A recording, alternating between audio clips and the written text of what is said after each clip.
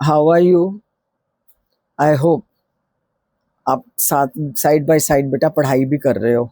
और again I am reminding you, NCERT books must go through thoroughly. Exam से पहले चाहे 2-3 बार just go through your books बेटा। मैं हमेशा स्कूल में यही कहती थी बच्चों को, एनसीईआरटी बुक्स जो है बेटा आपका बेस है। तो आज हम करते हैं land resources. We live on land, we perform our economic activities. Importance of land, land, how important land is. You know अगर लैंड है, जमीन है, तो इतना कुछ सारी activities we are performing, isn't it? I am giving you, I am explaining you सब कुछ। अगर विदाउट लैंड ना हॉस्पिटल होते, ना स्कूल, ना घर, ना कुछ ना होता, नथिंग, बस खाली लैंड। और फिर लैंड अगर ना होता, कुछ भी ना होता, इजंट इट? तो वो कहता है and we use it in different ways. Land जो है हम अलग अलग तरीके से यूज करते हैं। It is a natural resource of utmost important, very important. सारी एक्टिविटीज, इंडस्ट्रीज, सब कुछ is possible only due to land. Wildlife, human life, economic activities, transport, communication systems. However, land is an asset of finite magnitude. Land जितना है पूरे world का ही ले लो, that is limited. हम land को इंक्रीज नहीं कर सकते, जितना है उतना ही रहेगा लैंड। Is it clear? तो अलग अलग एरिया है, हर कंट्री का अपना अपना। Therefore, it is important to use the available land for various purposes with careful planning. India has land under a variety of relief features, namely mountains, plateaus, plains, and islands. About 43% of the land area is plain, which provides facilities for agriculture and industry.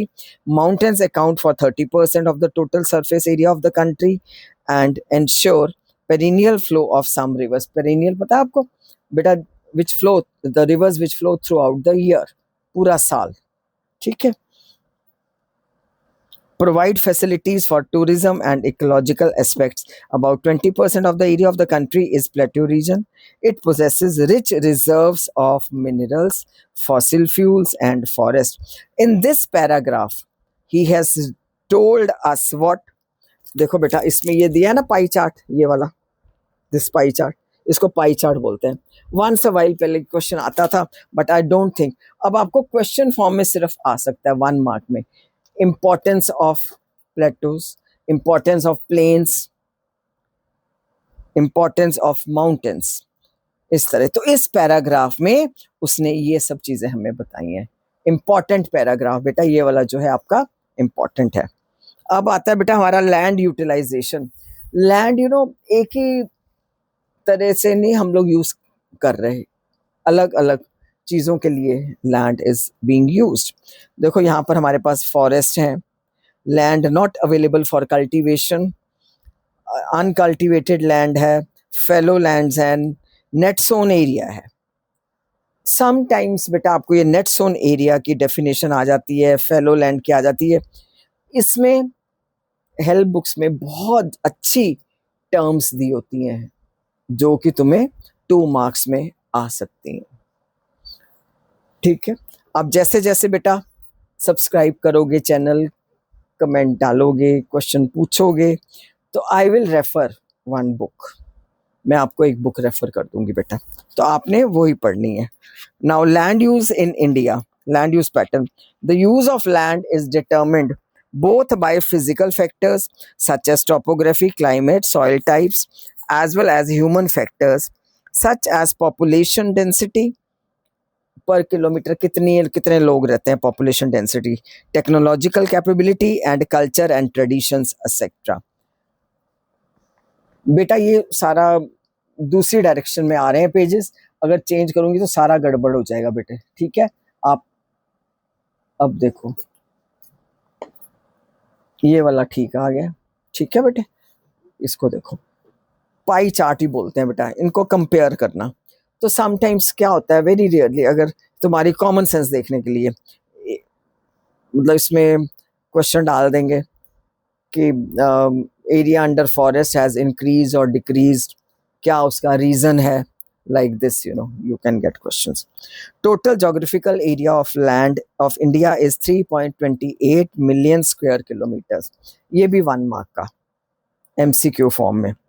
Land use data however is available only for 93%. 100% के लिए नहीं है हमारे पास पूरा data.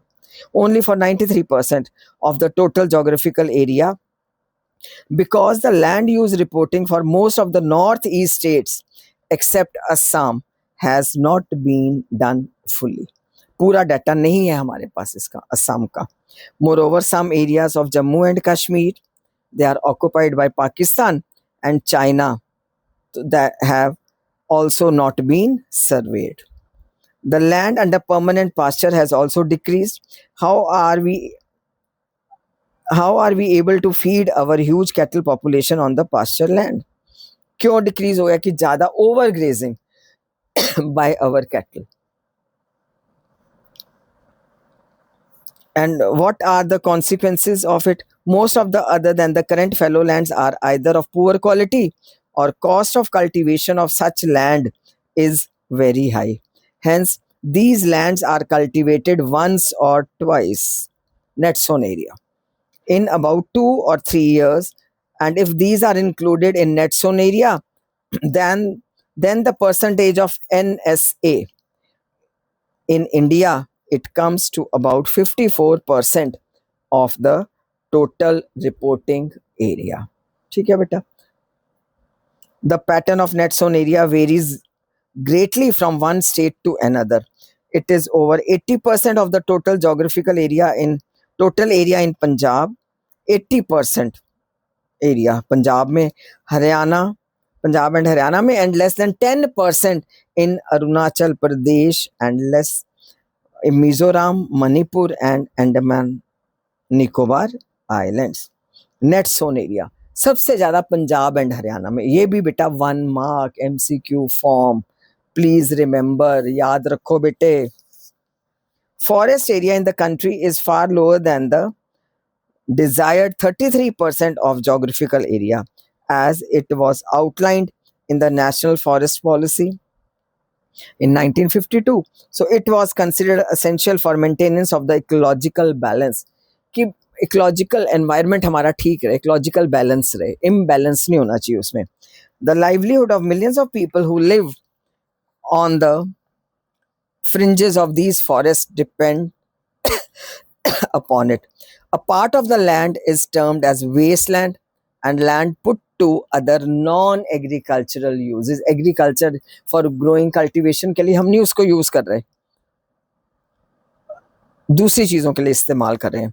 Wasteland includes rocky and the desert areas, and the land put to other non-agricultural uses includes settlements, roads, railways, industry, etc. Continuous use of land over a long period of time without taking appropriate measures to conserve and manage it has resulted in land degradation. What are the reasons for degradation of land? Why our land has been degraded? समझ गए बेटा question? Continuous use of land over a long period of time without taking appropriate measures to conserve and manage. कोई conservation नहीं है, manage नहीं कर रहे, कोई planning नहीं है, तो this has it. So this in turn has serious repercussions on society and the environment. So it has impact on our society and environment. ठीक है बेटे.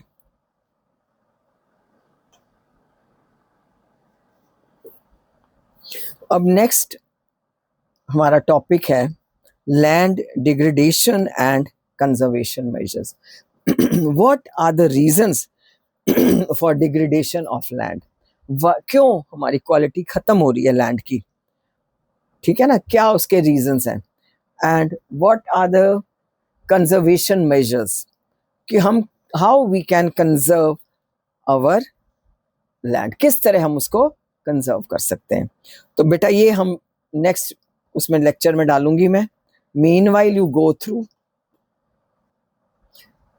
नेक्स्ट उसमें नेक्स्ट वीडियो में बेटा ये टॉपिक स्टार्ट करते हैं हम। और मीनवाइल सब्सक्राइब बेटा प्लीज, तभी मैं आपको बुक रेफर करूंगी। आप क्वेश्चन डालो, कमेंट्स भेजो, कोई क्वेश्चन पूछना है तो लिख के भेजो मुझे, I will tell you. Thank you बच्चे, have a good day. Okay बेटा, चलो।